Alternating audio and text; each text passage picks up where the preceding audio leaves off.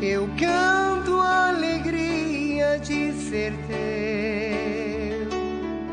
Jamais caminharei sem tua luz. Teus passos seguirei sem hesitar. Te dou meu coração.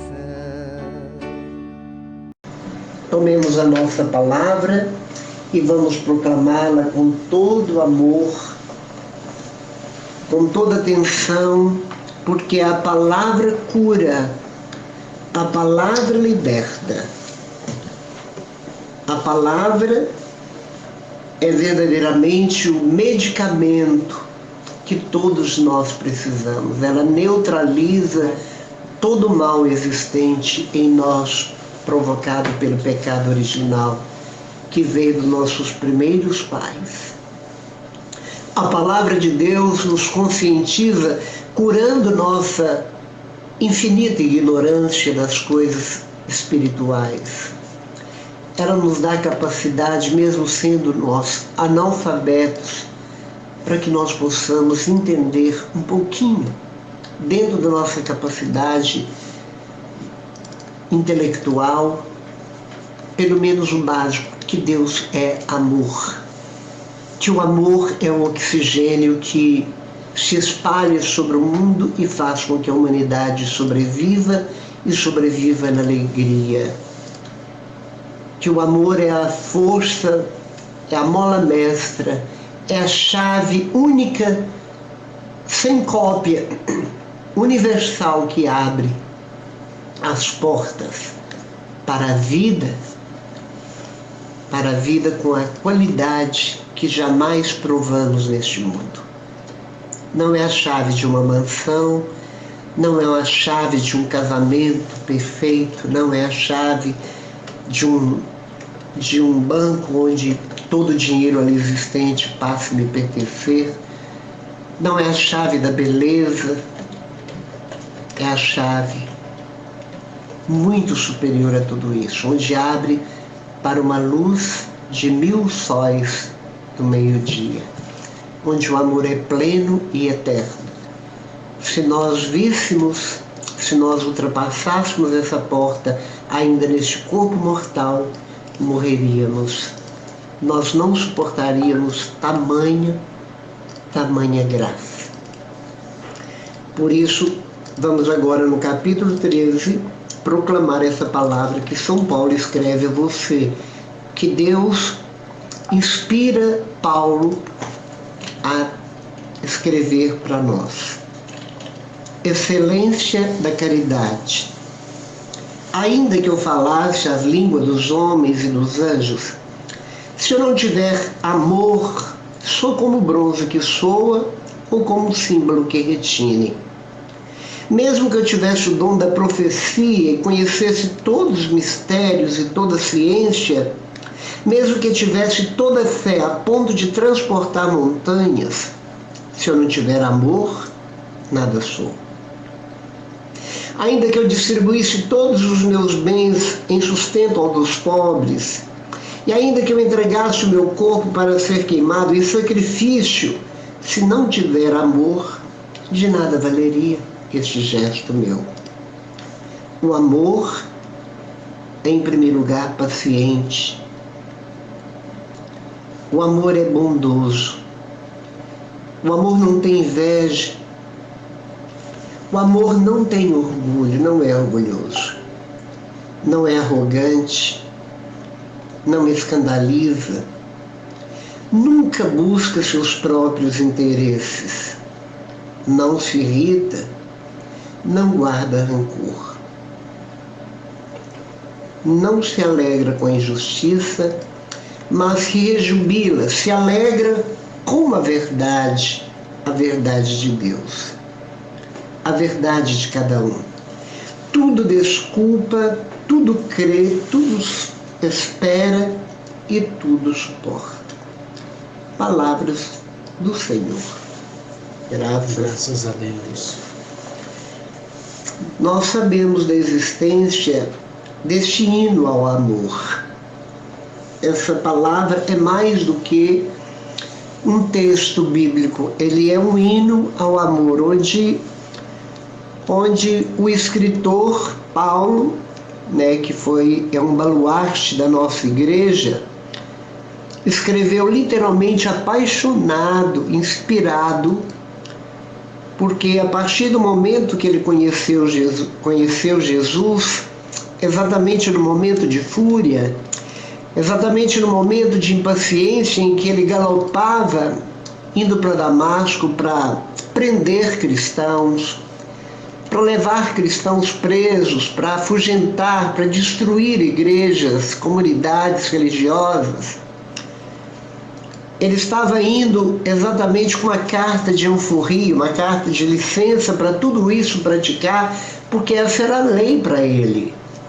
Mas no meio do caminho, depois de tanta perseguição que Jesus permitiu que ele fizesse, Jesus põe um tropeço no cavalo que ele estava montado, põe um obstáculo invisível, o cavalo tropeça e cai. E do dorso do cavalo, que estava Saulo, ele vai caindo. E eu digo que esse cair do cavalo ao longo da história de Paulo como apóstolo, que não teve um contato físico, não viu Jesus, não conviveu com Jesus, mas superou a muitos que o viram, porque ele experimentou Jesus no coração. Foram tantos que viram e, no entanto, quase todo um povo que viu, que experimentou milagres, que seguiu Jesus, que ouviu Jesus no topo do Calvário, e antes da subida para o Calvário gritava: crucificam, crucificam. Num contágio psicológico que atingia a todos, como se fizesse graça para os governadores da época. Então nós vemos que Saulo também era essa pessoa que imperava neste ministério de derrubar o cristianismo, que mal estava começando a engatinhar. Mas eram eles insistentes, os seguidores de Jesus, e os que eram literalmente, verdadeiramente seguidores de Jesus, depois ele como ressurreto, depois da sua ressurreição, foram fiéis até a morte, foram crucificados, sacrificados de toda forma, no sacrifício vermelho, que significa derramaram sangue. Quanto mais sangue derramavam, perseguido pelo governo da época, mais nasciam outros, brotavam outros, de corações que se convertiam. O sangue dos mártires tornou semente de muitos outros cristãos. E Saulo não foi diferente, porque quando Jesus diz: Saulo, Saulo, por que me persegues? Ele simplesmente vai dizer um dia: Senhor, que queres que eu faça? Ele faz essa pergunta porque ele mudou de patrão, ele mudou de lei. Ele deixou a lei mundana, a lei injusta, a lei cega, para seguir não a lei propriamente dita, mas para seguir uma verdade. A verdade que é o próprio Jesus, e seguir não o caminho de Damasco, mas o caminho que vai para o céu, que é o próprio Jesus, o caminho. A vida que ele levava, garboso, coroado de louros, como alguém que tinha todos os requisitos para ser um bom judeu, hebreu, filhos de hebreus, fariseu, uma pessoa inteligentíssima. Não, tudo aquilo ele tem como esterco. Caiu tudo por terra, todo o brilho que ele possuía de inteligência. Na inteligência, ela voltou completamente para a fé, para reconhecer com os olhos que cegaram naquele momento daquela imensurável luz, e se encheu como que escamas, e caíram essas escamas. Ele passou a olhar com o olhar da fé. Ele ouviu Jesus, mesmo no estado de pecado que ele andava, porque Jesus, quando põe os olhos numa pessoa, aquela pessoa foi eleita, assim como Jesus disse: não fostes vós que me escolheste, mas eu que te escolhi. Embora ele fosse um bandido, vamos dizer, para nós cristãos, assim como eu era um travesti, como eu era um fumante inveterado, como eu usava o sexo como pão, como alimento do dia a dia, Jesus escolheu a mim para estar aqui falando para vocês, escolheu também Saulo, um grande pecador, para ser o grande apóstolo que superou a muitos apóstolos, fundando comunidades, passando toda espécie de agruras em viagens longas, viagens a pé, viagens a cavalo, viagens de barco, barco que naufragava, fome, frio, todo tipo de agulha, prisões, surra, machucaduras, ele foi apedrejado, tudo que um ser humano rejeitado pela maldade e perversidade do mundo, do homem, Paulo recebeu sobre si. Mas ele não desistiu. Ele simplesmente levou o nome de Jesus, ele delineou o perfil de Jesus, ele desenhou o amor que é Jesus em todos os cantos e recantos. Por onde ele ia, ele falava nos lugares pagãos, em lugares que nunca tinham ouvido falar neste Deus único, mas ao contrário, ele até aproveitou onde havia 10 estátuas de Deus, Deus do vento, Deus do fogo, Deus da abundância, Deus da fertilidade, Deus da chuva, e tinha uma estátua que não tinha um nome, ela não foi designada, porque quem edificava as estátuas, que eram deuses esculpidos, punham uma a mais, porque se um Deus reclamasse, ele diz: ali a sua estátua. Então ele começou falando exatamente para aquela estátua, que era um Deus sem nome, sem título. Ele começou a falar de um Deus desconhecido por todos. Jesus Cristo, Filho unigênito do Pai, que veio, que nasceu não segundo os critérios do mundo, mas nasceu segundo a vontade do Pai, na pobreza total, literal, para dizer que bem-aventurado o coração de pobre, porque verão a Deus. Não no sentido monetário, financeiro, mas é porque o dinheiro traz mais problema do que soluções, nós sabemos. Os bens materiais, eles elevam a arrogância das pessoas, porque nós somos frágeis, limitados, nós somos tolos. Então, o pobre precisa apenas daquilo que ele necessita nessa vida, que é tão temporária, tão efêmera, tão passageira. Nós não precisamos de nada além de Deus e sua misericórdia. É claro que nós precisamos do vil metal para nossas necessidades básicas, mas nada mais que isso, porque tudo apodrece, a ferrugem corrói, a traça come, tudo acabará, só o amor permanece. Só o amor permanece.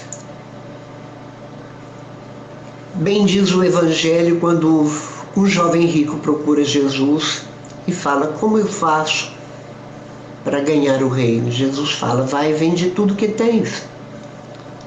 Jesus queria que ele desapegasse.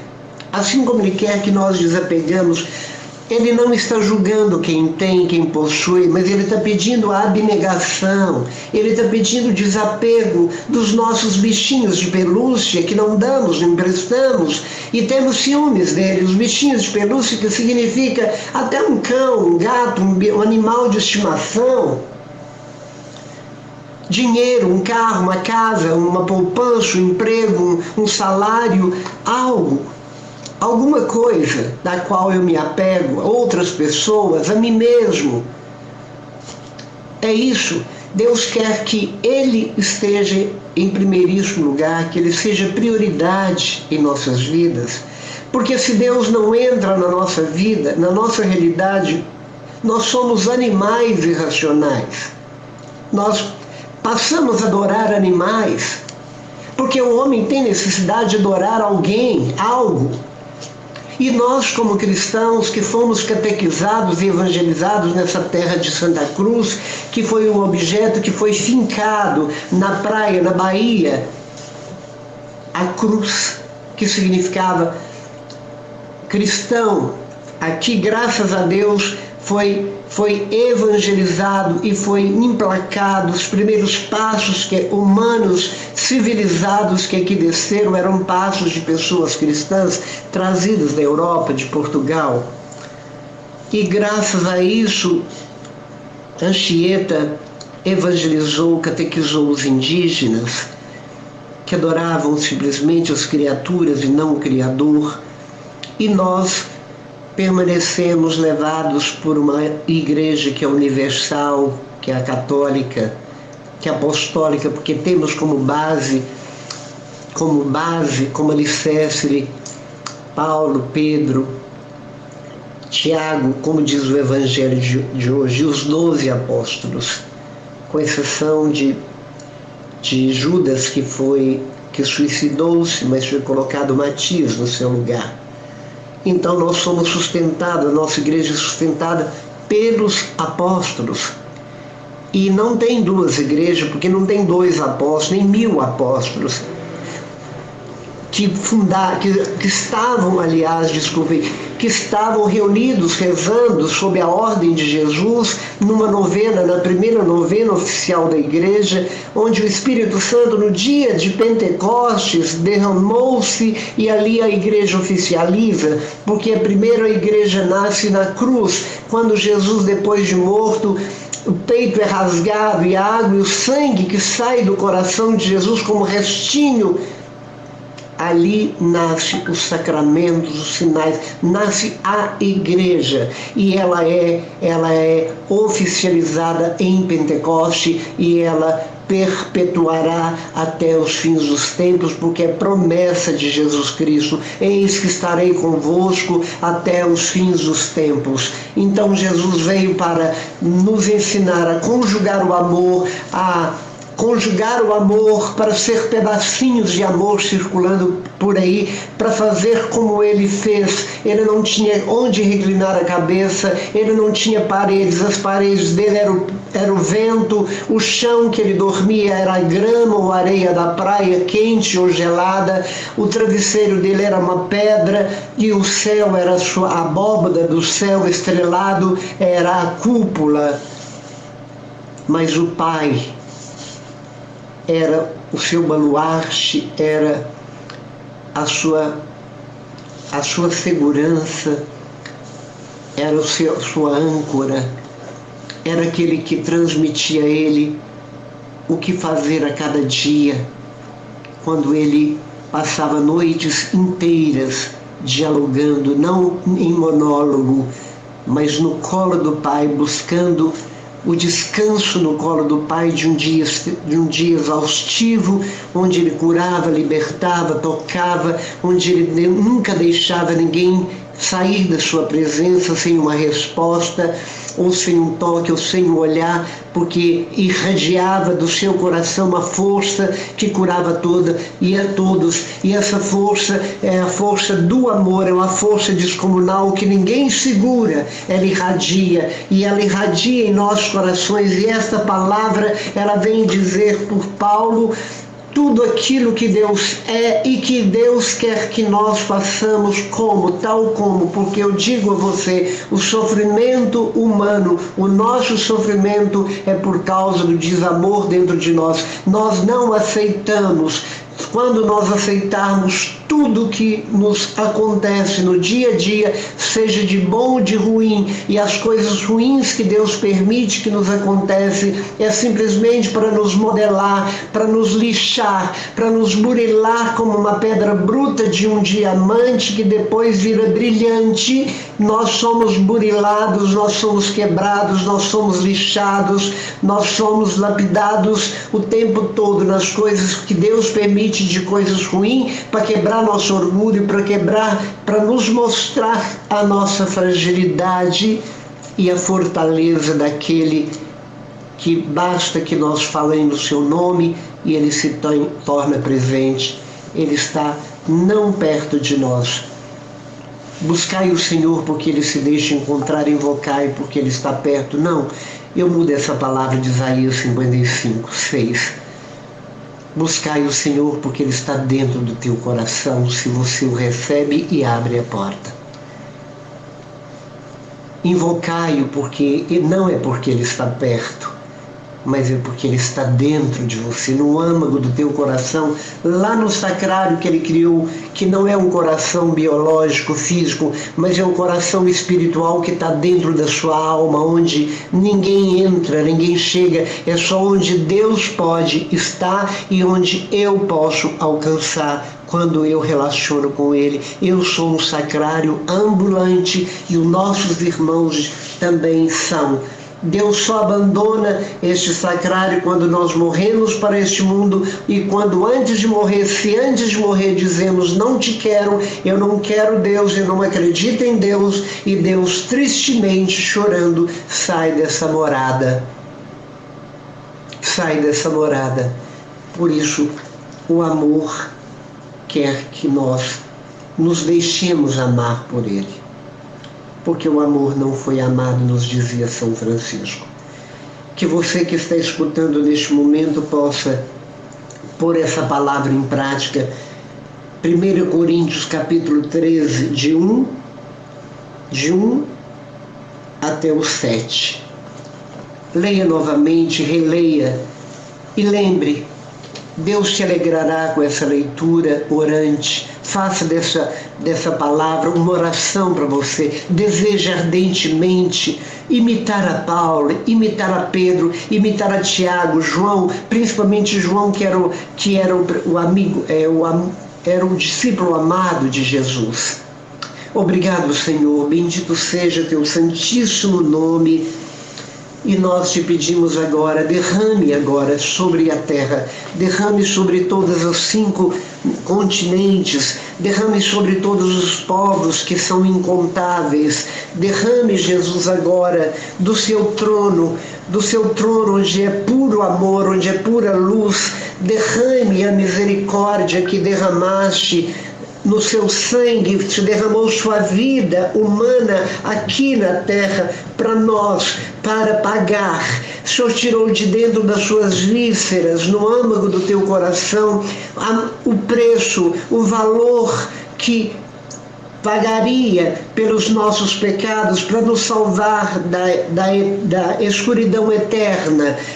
O Senhor pagou por esse preço, então o que eu não devo fazer, Jesus, para retribuir a tanto amor, a não ser amar até doer, amar até morrer, amar, simplesmente amar, porque é pelo amor que eu me mantenho alegre, é pelo amor que eu me mantenho na esperança, é pelo amor que nenhuma batalha me vence, nenhum medo tenho, é pelo amor que eu enfrento tribulações, é pelo amor que eu enfrento qualquer tentação, porque eu estou não obstinado, mas eu tenho um amor tão grande pelo meu noivo, eu tenho um amor tão grande que com ele eu tenho uma aliança definitiva dentro do meu coração que jamais sairá, porque eu quero Deus, eu sou de Deus, eu sou filho de Deus, eu pertenço ao Senhor pelo sangue que Ele pagou por mim. Eu sou templo do Espírito Santo.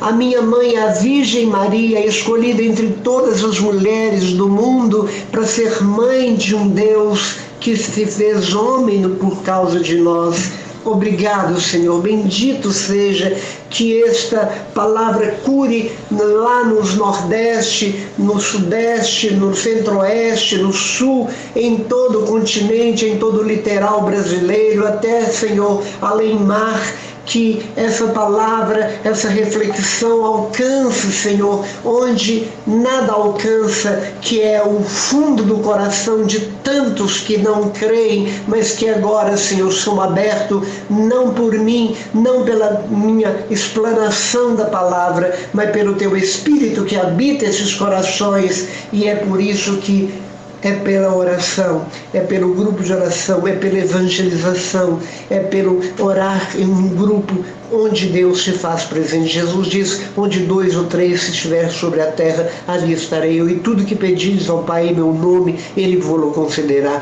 Por isso, Jesus, o que nós te pedimos é, derrame teu amor em plenitude sobre toda a humanidade. Amém.